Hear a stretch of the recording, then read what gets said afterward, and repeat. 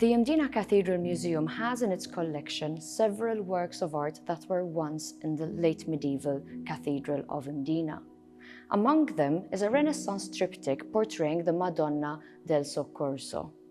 The triptych was in the cathedral, and it is recorded there in 1575 in Pietro Dusina's Apostolic Visitation Report. It was still in the cathedral in 1872 when it is documented to have been restored. We also know that in the 20th century it was subjected to at least 2 other restoration interventions. The result of all these interventions was that the painting had many visible overpainted sections. This is why, in the last 2.5 years, the triptych was subjected to one new and intense conservation and restoration exercise, one which had the aim of removing all the overpainted sections and to bring it as close to the original as possible. The triptych has in the past been attributed to 3 different masters associated with the school of Antonello da Messina. The first was Giovanello d'Itala, who was a minor painter active in Messina in the Renaissance period. The other attribution was to Antonello da Messina's nephew, Salvo d'Antonio, the son of Antonello's brother Giordano.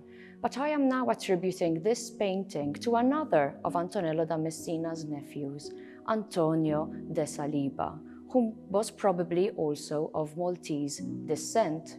Antonio de Saliba undertook his artistic training with Antonello da Messina's son, Jacobello, which happened after Antonello da Messina's death. Antonio traveled with Jacobello to Venice, where he undertook his 4-year apprenticeship. But he stayed on in Venice, and he must have also been associated with the workshop of the great Venetian Renaissance master Giovanni Bellini. The triptych is now associated with the will of the noble Pietro Vaccaro. Vaccaro wrote his will on the 8th of June 1493, and in his testament he willed for his heirs to commission an altarpiece dedicated to the Madonna del Soccorso.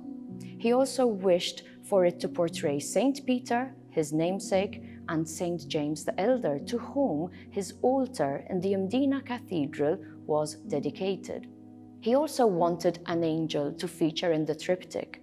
When we now look at the triptych of the Madonna del Soccorso, we see the Annunciation above, thereby explaining the presence of the angel by way of the Archangel Gabriel.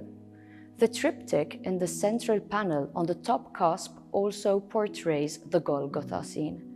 There is the crucified Christ, flanked by the Virgin, his mother, and Saint John the Evangelist.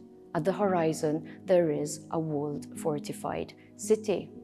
The Madonna del Soccorso triptych bears many striking similarities to other works by Antonio de Saliba. When we look at the central panel, the central Madonna figure, we see similarities to the Virgin in the Madonna and Child enthroned in the Museo Civico di Castello Orsino at Catania, that is dated July 1497. The similarity is even more pronounced when the 2 Madonna figures are facing the same direction, a study that I have done when undertaking my research. Considering the similarities with this Catania masterpiece, as well as the date of Vaccaro's will, we can safely say that this triptych dates to the 1490s, perhaps the last few years of that century. Having removed the overpainted sections in the last restoration intervention, we can now truly appreciate the fine brushwork that Antonio de Saliba executed on this triptych. For example, this emerges very clear when we look at the face of Saint Peter on the left panel of this triptych. In this restoration intervention, the triptych was also subjected to 3D scanning. This helps not only to digitize the artwork, but also to help us appreciate that a painting is not merely a 2-dimensional flat object, but it is also composed of many different layers. This triptych of the Madonna del Soccorso that dates to the very last few years of the 15th century has been commissioned by a Maltese noble residing in Mdina. Having originally belonged to an altar in the late medieval cathedral that belonged to a family of good social standing, this triptych of the Madonna del Soccorso therefore comes as proof of the sophisticated artistic patronage that existed in Malta in the late 15th century.